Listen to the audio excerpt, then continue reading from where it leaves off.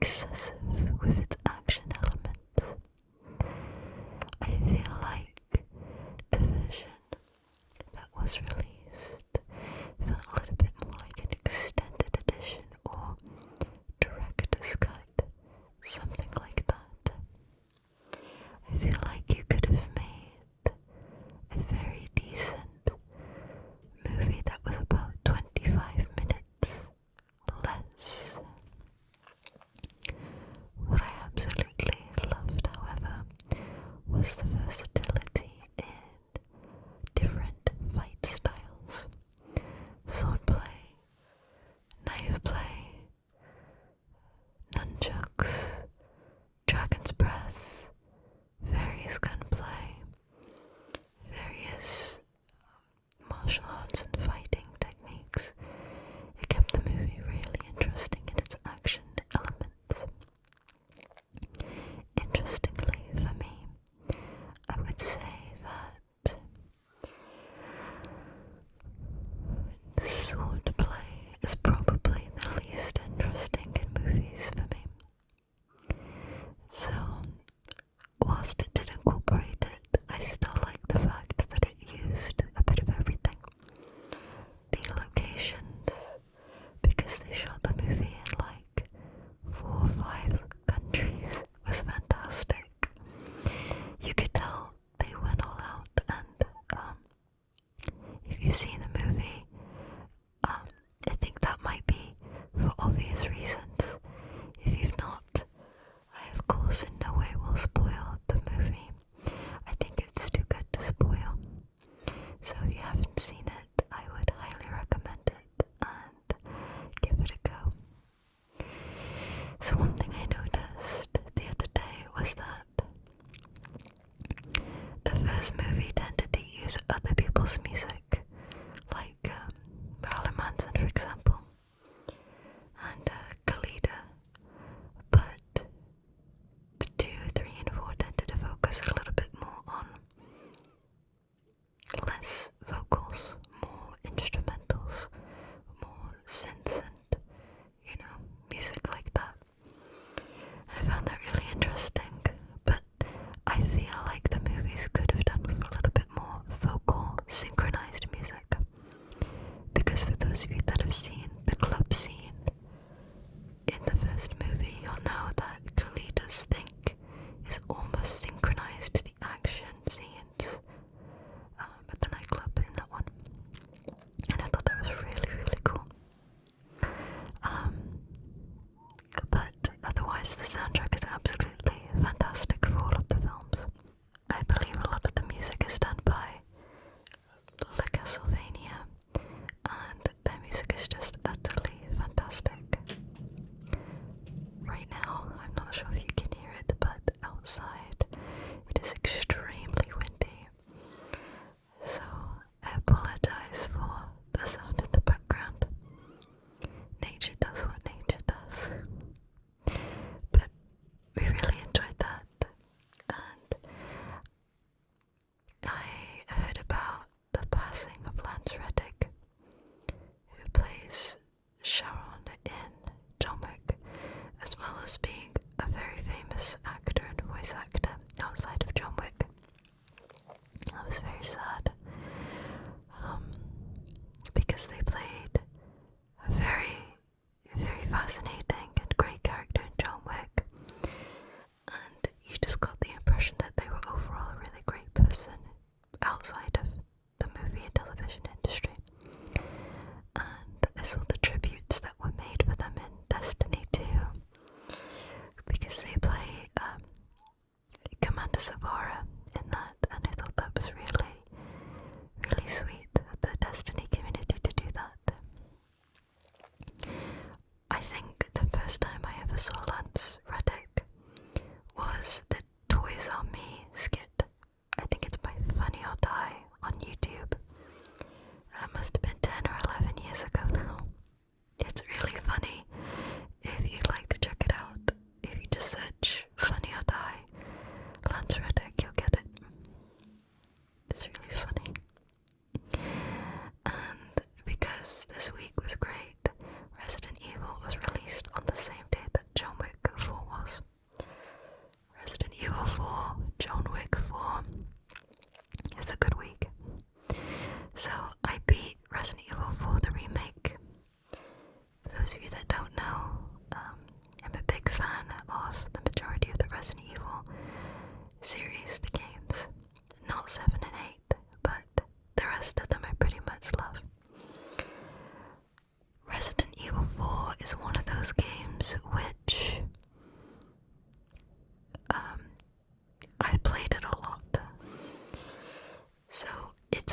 was one of the most memorable games to me, especially in terms of where to go, what bosses are coming up, where hidden treasures are.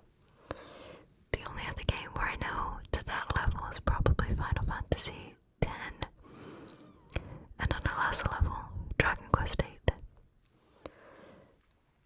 So, the remake of Resident Evil 4 is absolutely fantastic.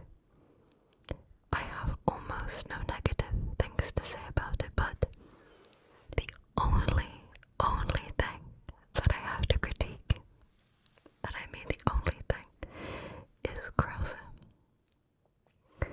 I think Krauser's character model and the voice actor they chose for Krauser was wrong.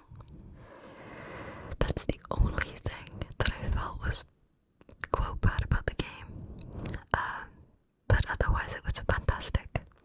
It stayed true to the elements that it needed to stay true to, and it explored other avenues that it could have done in the original. It was superb. It was brilliant. I originally played my first playthrough on standard, and I felt like it was challenging, but not painfully so. So I enjoyed it. But for some reason, this week I decided I wanted to beat the game in under 8 hours, but also do it on hardcore mode. Now, on my standard run, I didn't collect every wind-up doll, or, the post-game treasures you can get, because I didn't want to look anything up online, and I always do that on my second or third playthrough of the game. So I didn't have any of the bonus weapons or things of that nature. All I had is my old weapon setup from the first run through. I'm stuck right now on the water room. What do they call it? It's called the water room. It is so difficult on hardcore. Now what I've seen online is that you have to take out the people on the balcony first and then focus on the room. I never originally did that, but I definitely see why you have to now, because it's so difficult. It is so difficult. So I've lost at that like 4 or 5 times. So that has been so enjoyable and so fun this week.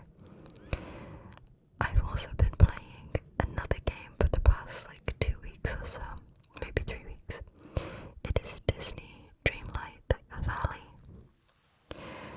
So for April's exclusive Patreon video for those who pledge $1 or more, I'm playing Disney Dreamlight Valley. It's purely soft-spoken. And outside of making that video, I've just been playing it all the time. It is so fun. It is essentially a cross between Stardew Valley and Animal Crossing. You customize your character, and you can make all these different costumes and hair colors and things like that for your character. And you live in this small little town, and as you progress through the story and do different quests and missions, new Disney characters show up. So I'll only tell you about the base ones in case you want to play it for yourself, as to not spoil it, but some of the base ones are Mickey,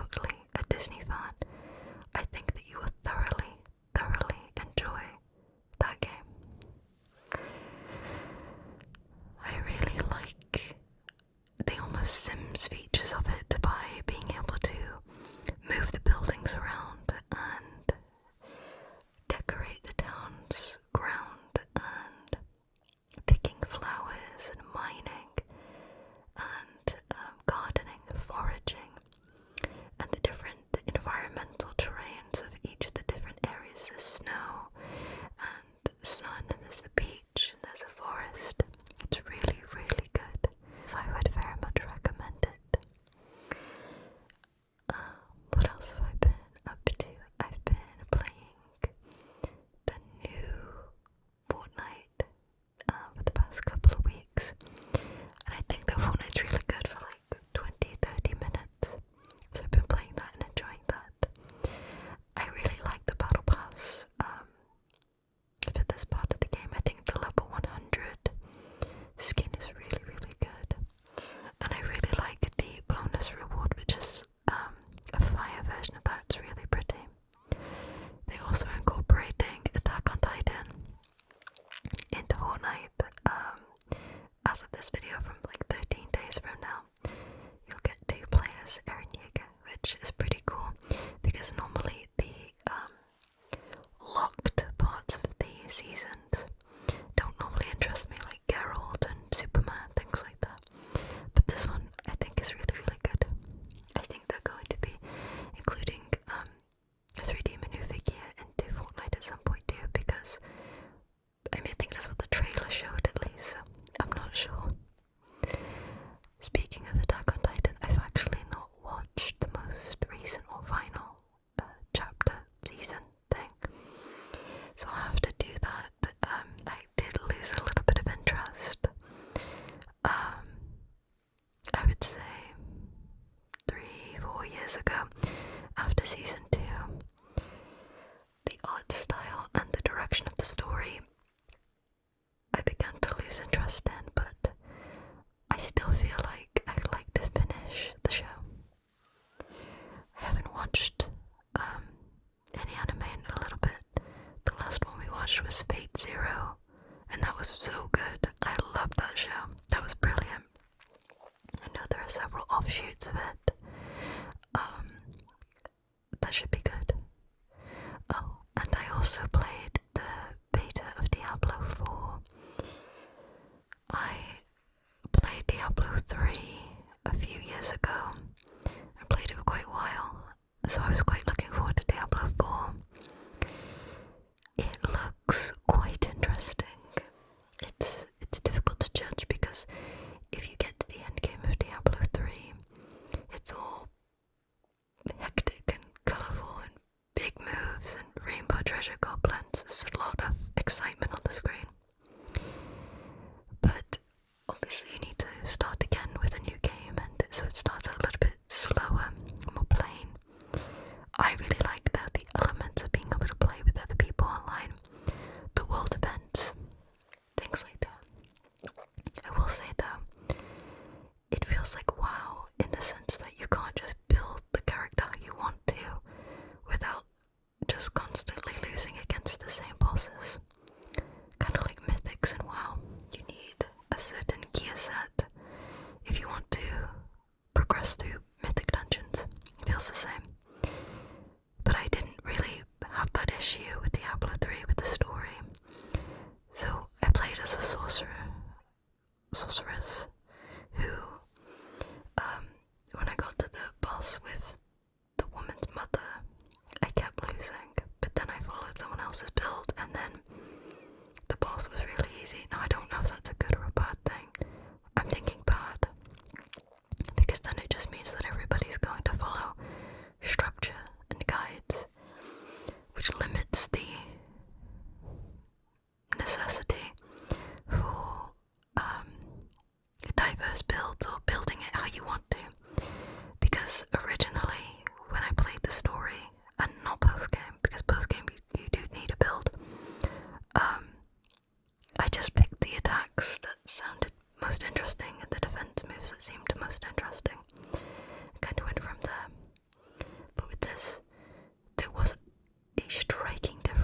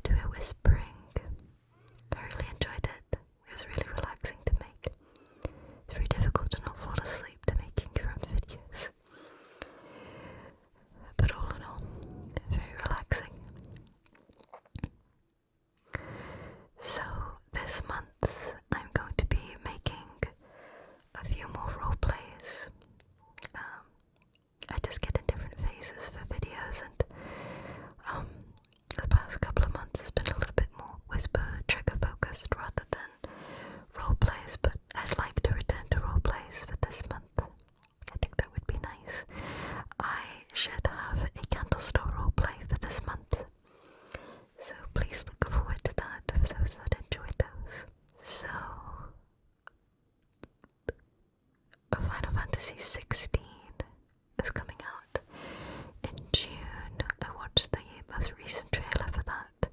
I was a little worried that there was no gameplay for that featured. I know that media got gameplay because I saw someone fight Garuda. That's good, at least I saw some gameplay through that, but I was a little concerned that there was no gameplay in the main trailer. Maybe it was a trailer for a different part of the game. That might be my bad, I'm not sure. I think I'm going to play that. The last 12 months with video games has been really, really strong. I beat Horizon Forbidden West 4 weeks-ish ago. That was fantastic. That was a brilliant follow-up to the first one. And Resident Evil 4, the remake, has been fantastic. We have a new Diablo game, which there hasn't been a new one in 9-ish